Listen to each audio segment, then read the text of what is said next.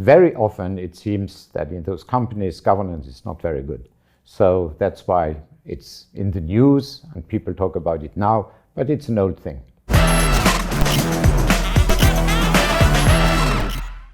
Good afternoon.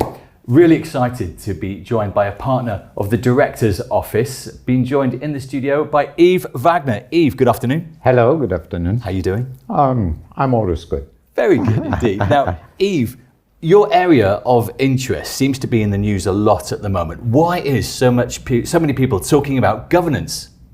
Oh, it's not just now. I mean, it has been going on for a long, long time. I mean, we created our office 20 years ago in order to create some momentum for good governance. So it's not now. Maybe if things go wrong a little bit, people talk more about it. Okay, when you talk about going wrong, can you give me an example of something going wrong? There are many companies where you have big issues, right? And very often it seems that in those companies, governance is not very good. So that's why it's in the news and people talk about it now, but it's an old thing. Right, so it's been around for a long time. Now, I know that for yourself, firstly, you mentioned you've been in the business a long time. I thought independent directors by definition worked on their own. Oh no, there are, of course. Some people work on their own, but it's definitely not the right solution because things have become so difficult. Regulations, laws, circulars from the CSSF, from our regulatory body, etc. And then you need an infrastructure, you need some help. And so you can work on your own, but it's not the best solution. And in terms of your role as a director, so are you the guy who's really helping the board sort of get their head around these latest sort of regulations? We must be aware of the regulations. Of course, we are not executives, so executive people have to put everything into place.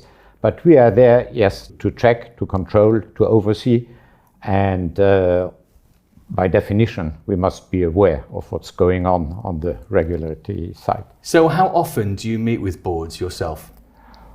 Board meetings take place, at a minimum, 4 times a year. That's really a minimum. Now it depends a lot on the companies because some companies, things happen very quickly. You have to take decisions very quickly. And so you can have board meetings, within a month or, it depends on the companies. But 4 times is really a minimum. Right. There are some firms, though, I imagine you're on the phone, aren't you, to the sort of management team more often than that? So you should have permanent contact with the management because, that's where you understand how the company works. If you don't have any relation, any contact with management, you don't know what's going on. So that's a very important element. Right. Now, we live in an age of technology.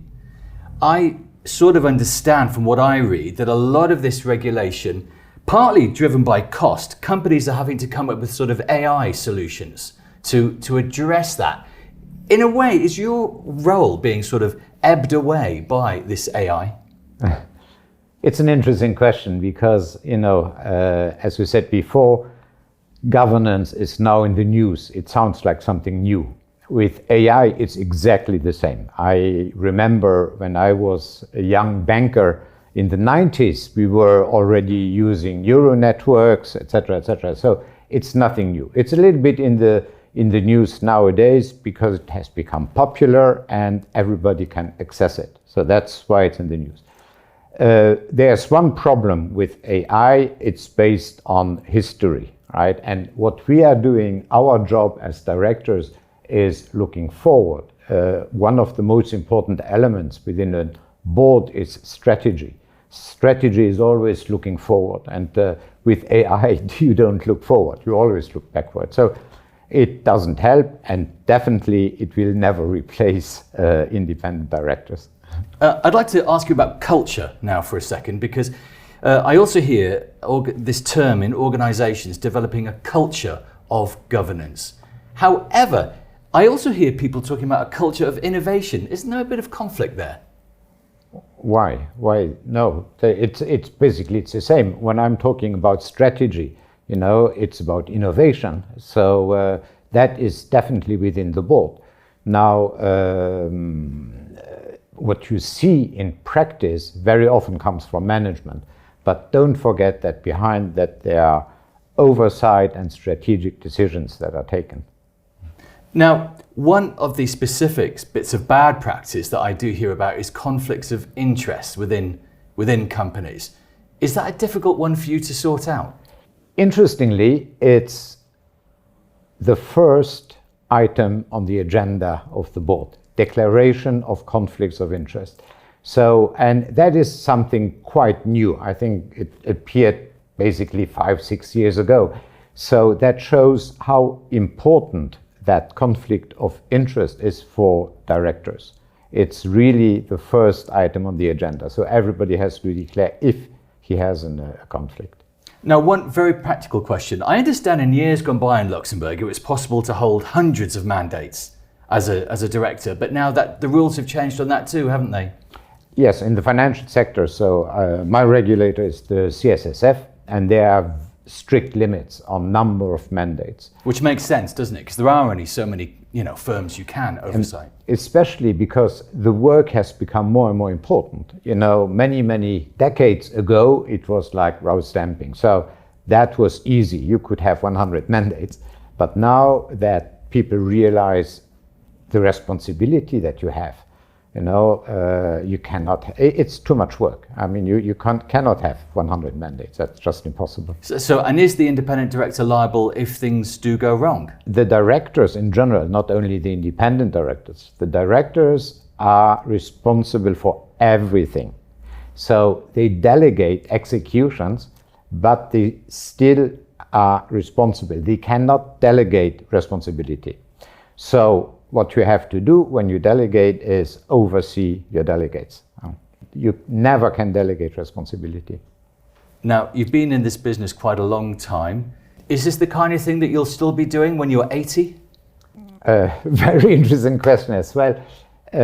Some boards have age limits, and that was introduced, I would say, already 10, 15 years ago. They said when you are above 75, you cannot work anymore, right? You're not a good director.